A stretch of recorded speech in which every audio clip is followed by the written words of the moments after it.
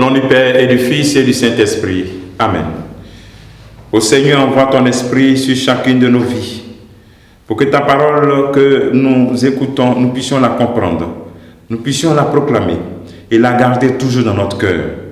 Ô Seigneur, envoie ton esprit, tout sera créé et tu renouvelleras la face de la terre. Bien-aimés dans le Christ, nous sommes aujourd'hui le 9 juin. Et la parole de Dieu qui nous est proposée est extraite de l'évangile de Marc 12, versets 35 à 37. En ce temps-là, quand Jésus enseignait dans le temple, il déclarait: comment les scribes peuvent-ils dire que le Messie est le fils de David? David lui-même a dit, inspiré par l'Esprit Saint, le Seigneur a dit à mon Seigneur, siège à ma droite jusqu'à ce que j'aie placé tes ennemis sous tes pieds. David lui-même le nomme Seigneur, d'où vient alors qu'il est son fils. Et la foule nombreuse l'écoutait avec plaisir. Acclamons la parole de Dieu, louange à toi Seigneur Jésus. Jésus critique une doctrine des Sadducéens, ce groupe religieux. Comment les scribes peuvent-ils dire que le Messie est le fils de David? Ça peut nous paraître un peu surprenant, parce que dans l'évangile, nous entendons aussi des parties, par exemple, le jour des rameaux, le cri de la foule qui disait « Béni soit le règne qui vient, celui de David, notre Père ». En Marc chapitre 11, verset 10. Et aussi, rappelez-vous du cri de l'aveugle de Jéricho, « Fils de David, prends pitié de moi ». Alors pourquoi Jésus réfute le titre de fils de David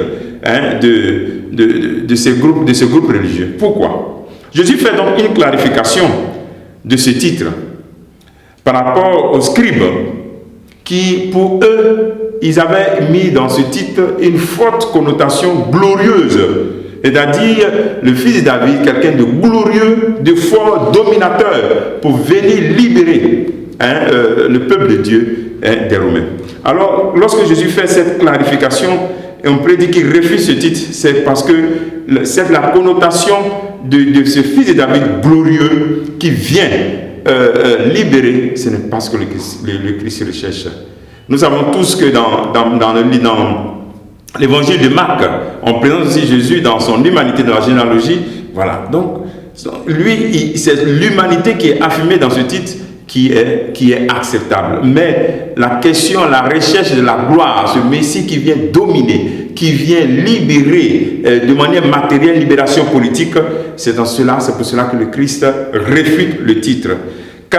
Parce que pour eux, ce n'est pas l'aspect humain, l'humanité du Christ qu'ils recherchent, et c'est vraiment cette dimension politique de ce Messie, fils de David. Alors, pour toi aujourd'hui, ce que le Seigneur veut nous faire comprendre, c'est de nous poser aussi la question de comprendre, c'est en quel Jésus aussi nous croyons. Parce que souvent, nous avons une croyance en ce Jésus glorieux. C'est vrai qu'il est ressuscité, qu'il est glorieux, mais pour certains pensent qu'il n'y a pas de souffrance. Il ne peut pas avoir de souffrance dans la vie. Il ne peut pas avoir de difficultés. Parce que quand je suis chrétien, je ne dois pas souffrir. Je ne peux pas tomber malade. Voilà.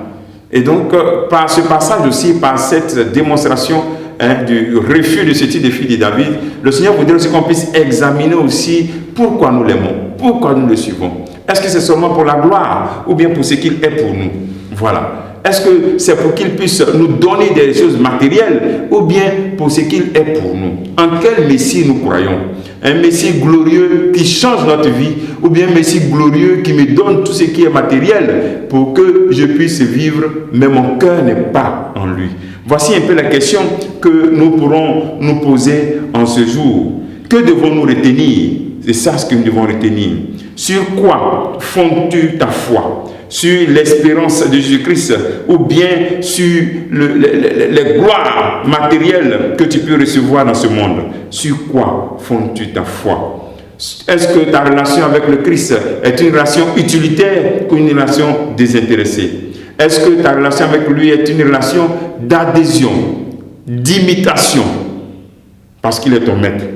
Le travail que tu peux faire en ce jour, c'est en quel Messie tu crois? Quel est ce Messie auquel tu crois?